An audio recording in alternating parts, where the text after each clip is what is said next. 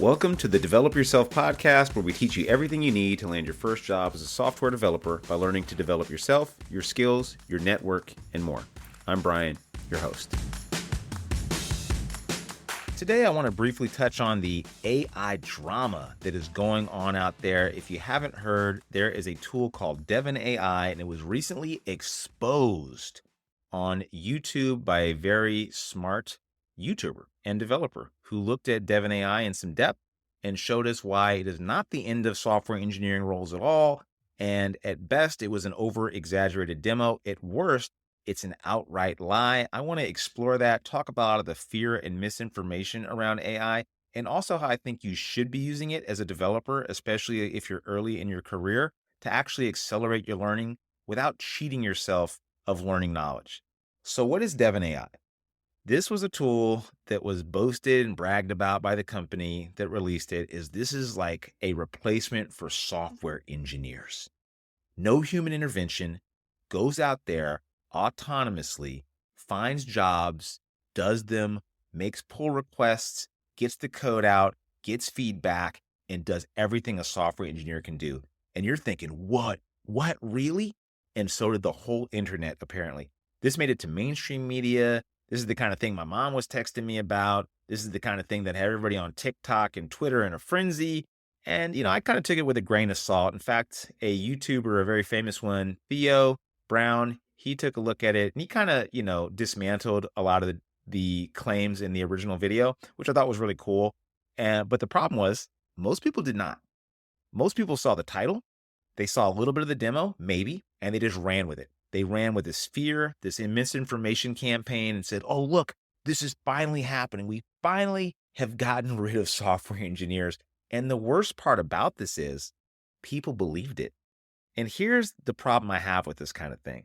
I was at a school that week speaking to a group of college students at a local community college. I was talking about software and getting into the field and why I like it and the things I've learned from doing it and a lot of the mistakes I've made and hopefully how they can avoid that and have a long, great career, right? And these are younger people at the very beginning, right? They're just going to school for this stuff. And I was really excited to talk to them. I heard so much fear that night, and that really got to me because I talked to one woman in particular who said she was considering not going forward in the field. And she had a friend that had dropped out. I've seen this on Reddit too. I think we've all seen stories, if you're online enough, about people that are basically not pursuing careers in information technology or software engineering because they think that the end is near. And I think that could, one, not be further from the truth. Two, no one knows, right? I can't tell you if AI is going to come next month, next year, or never. I can tell you what looks the most likely is that we're nowhere near a future where AI can take over. But I think the bigger problem is there's so much fear now that people that may be giving us great products, they could be making really cool technology and advances in the field, are getting cut short because of stupid stuff like this that's online, that does nothing more than harvest likes and clicks, and people don't read past the headline. They don't do any kind of in-depth research, and we end up with a bunch of unfounded fear, right? So this demo, the demo that rocked the software developer world, was this tool going out, finding a contract job on Upwork.com, getting the contract, and then producing the code, talking with the person that made the contract, and then, giving it away, and boom, job done. And you're thinking, whoa, that's pretty nuts.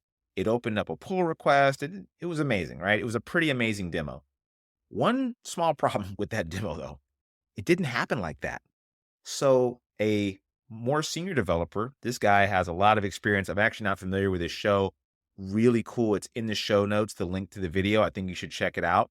So what he does is he thoroughly dismantles this. Here's the scariest part about his dismantling of this video. He didn't go undercover. He didn't find some information that none of us knew about. All he did was watch the video in depth. And I'm thinking, whoa, Newsweek was running with this story. It was on CNN. It was on quite a lot of different media outlets. And no one seemed to have watched this in much depth, maybe even me included. I saw Theo's take on it. I thought, okay, this thing's a little overblown, right? But I had no clue just how much they had exaggerated or, kind of lied, honestly, in the video. So what he does is look at the timestamps between the ask, the prompt from the person, and what Devin output. Hours were passing by. He also saw that they had rephrased the prompt many, many times, meaning that the first time they asked the thing wasn't sufficient. So if you use Chat GPT, which you should be, by the way, if you've used it, you know that you sometimes you have to rephrase or re-ask or give some more context to the AI in order for it to give you a better answer. Same thing with Devin. This person had to give them more and more prompts. It looked like they were really struggling to get to a decent solution. Also, worst part about the solution they gave, it was wrong. Just flat out wrong. So they introduced a bug into the code that they produced. The code was apparently pretty poorly written. This is coming from a Python developer. I'm not a Python developer, but this person said, this is pretty poorly written code. It also just doesn't work. So I think you'd probably have a very unhappy person at the end of this. And the problem was they were there celebrating this thing like, look, Devin did this thing. It's so amazing. Put out the code, the wrong code. And it only took it 6 hours. And you're thinking, what? Okay. Was that normal, good, bad, indifferent? Apparently that's pretty damn bad. So this developer, the dude that's watching the video and breaking this all down, he says, I did the exact same contract job. He did it himself and he videoed himself doing it. He's like, I'm going to video myself doing it for the sake of trust. So you can see this is exactly how long it took me. Took him 30 minutes. So what do you think from there? You think AI tool produces poorly written and wrong code versus human producing the same code that is correct in 30 minutes. Who are you taking there? So that was a big eye opener. And the thing was, it wasn't so much that AI is not, really cool and advanced and helps us with a ton of stuff. I use AI every single day. I use ChatGPT. I use GitHub Copilot mostly. And I can't wait to use more and more tools as they come out. I think they really can supercharge your learning and they can also really help you to write code faster and get over some of the more trivial, tedious things that we don't want to do, like writing documentation, figuring out how to write functions that maybe aren't super important, and maybe just scaffold components in a React app. Really, really good use cases for using ChatGPT. Styling things, writing tests. There's a lot of great use cases. But this whole idea that you could just replace an entire human being and that software is somehow only a person writing code and that's it is a naive idea. And I think that's why it scares so many early career developers because they're learning a skill. So maybe you're listening to this and you're learning the skill of coding and you're thinking, geez, I can barely write code. Like, how am I going to compete with ChatGPT or Devin AI? What about when they make the new Devin AI? What about in 5 years when it's really, really good and it just takes minimal effort to just produce really good code? And I think the future is going to be better and better AI tools. I also think people need to understand that your job as a software engineer isn't just writing lots and lots of code. It is speaking with other humans. This is a very, very underrated skill. So on a software team, you have design team, you have the product team, you have the marketing team, you have many teams which you're going to be speaking with and understanding and talking with to understand what are you going to build. The product team has an idea for a product. They say, we want to make a button and this button needs to be this color and it needs to lead to here. When they click it, we need to track these different metrics. And the design team says, yeah, well, here's the button we made. It needs to have this kind of lettering and font and all this kind of stuff. Then the marketing team says, okay, we want to deploy it on this specific day at this specific time for Black Friday so it can be ready. So you're dealing with all these different teams and different commitments and the time schedules. And it's not overly complex, but it's hard for a robot to keep track of that kind of stuff. And if you did have an AI do this, well, who's responsible for giving all this information to the AI? Do all these humans want to get together to meet in a big meeting and write this on a document and then chat with ChatGPT for hours at a time? Of course not. They're not used to doing that. They don't want to change their behavior. And who are they going to talk to when it needs to be fixed or something needs to change or the time changes or whatever? And who's going to be responsible for giving the AI access to the code base and the tools and all the other things and the systems that it needs without any kind of legal vetting, right? With a person, it's easy to say, oh, are you, a legal US citizen? Do you have a criminal record? Can we trust you to have access to our very critical systems? Now, do you think your legal team's going to say, oh yeah, you want to use ChatGPT and just give it access to all of our systems at work? Yeah, go ahead, be our guest, right? Maybe at a really small startup, but at a big company, can you imagine the kind of legal red tape you're going to go through to do that? So even if Devin AI was able to do exactly what they said it was, and it's not, I don't think we're going to be at a point anytime soon where a company is going to feel comfortable unleashing it on all of their systems and just replacing swaths of humans for this kind of thing. So the Devon AI drama, it really just shows that we've become so into these hype cycles and the fact we all collectively fell for it. This is the big problem with social media. Do me a favor, whether it's with me or anybody you're listening to, ask yourself a few questions about this person or this demo or this company. One, don't confuse titles with knowledge. You may listen to me and think, oh, engineering manager owns Parsity. What does that mean? What do I know? How can I prove what I know? And hopefully through this podcast, you hear me speak intelligently, I hope, about topics, and you can look at my work history and say, oh, this guy probably knows what he's talking about. The problem with social media is you can make a very, very catchy video, know nothing at all, and people that know less will take it and run with it and think that's the truth. So asking yourself, who is this person? Does their work history support their claims? And do I actually respect what they're saying? Does what they're saying make sense to me? Think critically about it. That is the big problem. We've become a society of people that look at the headline, don't read the rest of the article, and then just go with it. The fact that this guy was able to take down this demo by just watching the video, by literally just watching the video, and then exposing it, that is shocking to me. And I think it's only getting worse. People want quick answers. They want really quick bite-sized pieces of information. And then we just fall for it. Fear gets a lot of likes and clicks. Positivity, optimism, less so. I hope that this show is an optimistic take and also a practical take on getting into software and just life in general. I'm never going to be a kind of person that looks at things as a half-empty person. One, I don't think that's practical. Also know this, you can't time the market and you don't know the future, and neither does the CEO of some company that makes $1 billion. There's no difference between that person and you and I, besides maybe some zeros in our bank account. But the problem is that we see a person with a lot of clout, big title, fancy cars or money, and we think they must know something we don't. And then we give them all this credit and way too much leeway to say whatever the hell they want. So now that you know that Devon AI was basically a whole farce, a charlatan, a charade, got the wool pulled over our eyes.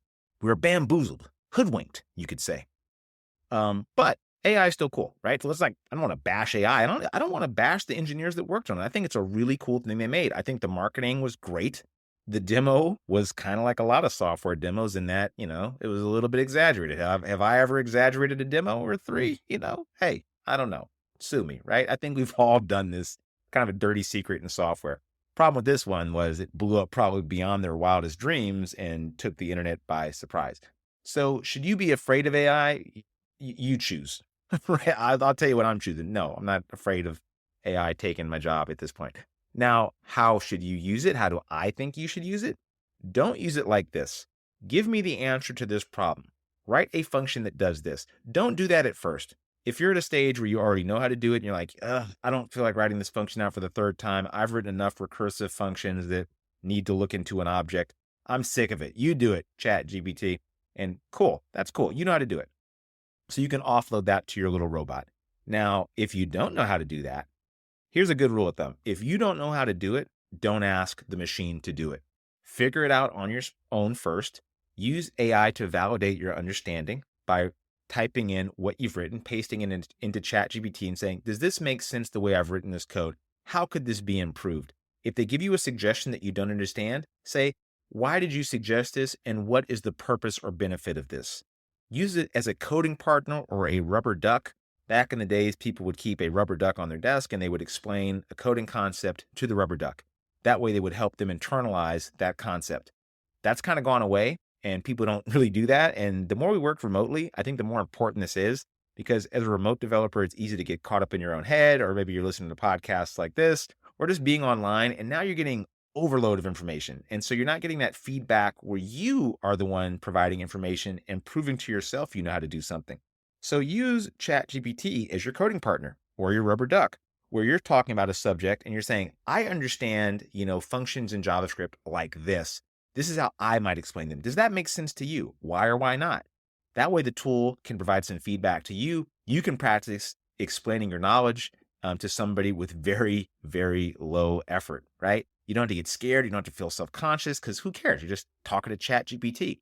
You can also get exposed to new topics. Maybe you heard me talk about Rust or DevOps or something in this show. You're like, what the hell was that word that guy just used? Ask ChatGPT, say, hey, what does this thing mean? Why is it important? Why should I know it? What are some different opinions on this topic? Because you might hear me say, oh, you should write unit tests. They're super important. And you're thinking, yeah, that's right. They are super important because that guy said it. Maybe some other person says, yeah, unit tests are a complete waste of time and you're an idiot if you write them. And if you heard him first, maybe you're thinking, oh, well, maybe Brian was way off base here, right? So ask ChatGPT saying, what are some pros and cons of this concept? And why would somebody choose one over the other? Why is React important to learn? What is the benefit of React? Who cares about React? This leads you to interesting learning paths and also just teaches you a lot more really quickly than going out there and listening to a ton of YouTube videos. In conclusion, I really, really, really hope that you stay away from all the fear mongering online, especially about AI. I don't think it's coming for your job yet. And if it is, there's nothing you can do anyway, to be completely honest with you. There's nowhere to hide, right? So instead of doing that, try to use your time in a useful way. Hope you're using AI in the way that I think you should. By the way, if you go back a few episodes, you can find my AI project starter kit. It is a mid-level project. And if you want to learn how to code and get into full stack software engineering, learn how to leverage AI in the right ways, go to Parsity.io or just schedule a call with me if you're serious about it. I love talking to people. I think it's really fun to learn what people are struggling with and also what they're learning. And if I can be of any help, whether or not you go to Parsity, I'm always happy to chat. Hope you have a good one out there. See you around.